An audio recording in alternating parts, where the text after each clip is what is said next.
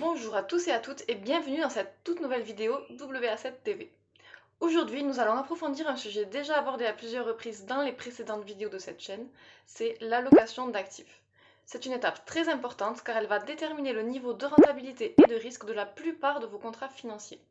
Assurance vie, plan d'épargne en action, compte titre, plan d'épargne retraite, etc. Mais alors déjà, qu'est-ce que l'allocation d'actifs? Vous savez peut-être que votre contrat, prenons l'exemple de l'assurance vie, n'est pas juste une enveloppe vide sur laquelle reposent vos fonds jusqu'à ce que vous en ayez besoin. Votre contrat d'assurance vie est composé de différents fonds destinés à faire travailler votre argent. Mais vous allez me demander, qu'est-ce qu'un fonds? Alors, un fonds, c'est un support constitué d'actions d'entreprise et d'obligations d'État ou d'entreprise. Donc si on récapitule, votre assurance vie est composée de plusieurs fonds, eux-mêmes composés d'actions et d'obligations de plusieurs entreprises, voire même d'États. Ces derniers vont donc déterminer la performance globale de votre épargne. Et pour en revenir à l'allocation d'actifs, on peut donc la définir comme l'art de sélectionner ces fameux fonds pour vos contrats financiers. Il peut aussi s'agir de choisir directement des actions et des obligations sans passer par l'intermédiaire de fonds, dans le cadre par exemple du compte titre ou du plan d'épargne en action, le PEA. Voyons donc ensemble quelles sont les caractéristiques d'une allocation d'actifs réussie. Première caractéristique, la prise en compte de la macroéconomie. La macroéconomie désigne les grandes tendances économiques qui sont identifiables grâce à ce que l'on appelle des indicateurs économiques. Ça va être par exemple le taux de croissance, le taux d'inflation, de chômage, la construction de logements, etc. Comprendre le contexte macroéconomique permet de sélectionner les classes d'actifs les plus judicieuses, actions, obligations ou même entre autres immobilier, matières premières. Mais également les zones géographiques à privilégier, plutôt l'Europe, les États-Unis, la Chine ou les pays émergents. Deuxième caractéristique, la diversification.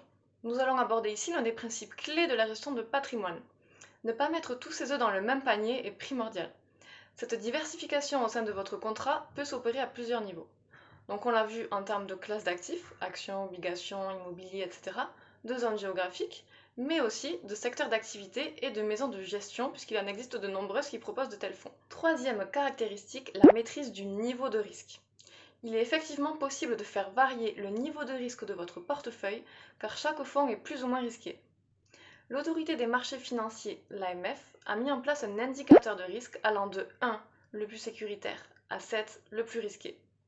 Le niveau de risque global de votre contrat doit donc parfaitement correspondre à votre profil et au niveau de rendement que vous en attendez, puisque comme vous le savez, rendement et risque sont intimement liés. Quatrième caractéristique, l'horizon d'investissement.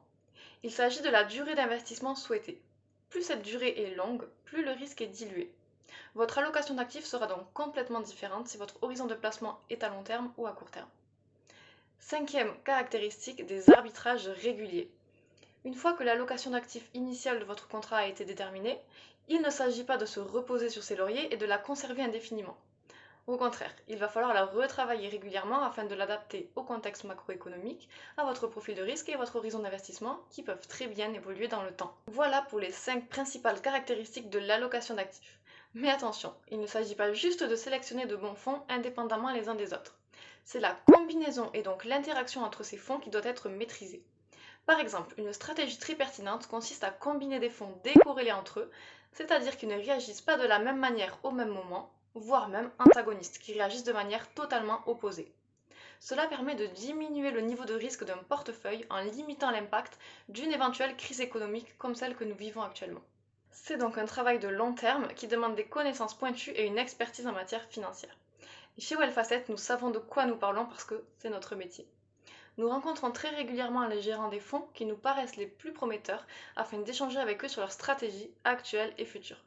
Il faut savoir que nous travaillons en architecture ouverte, ce qui nous permet de sélectionner pour vous les meilleurs fonds du marché en toute indépendance. Vous avez maintenant compris que la sélection d'une allocation d'actifs est une étape très importante.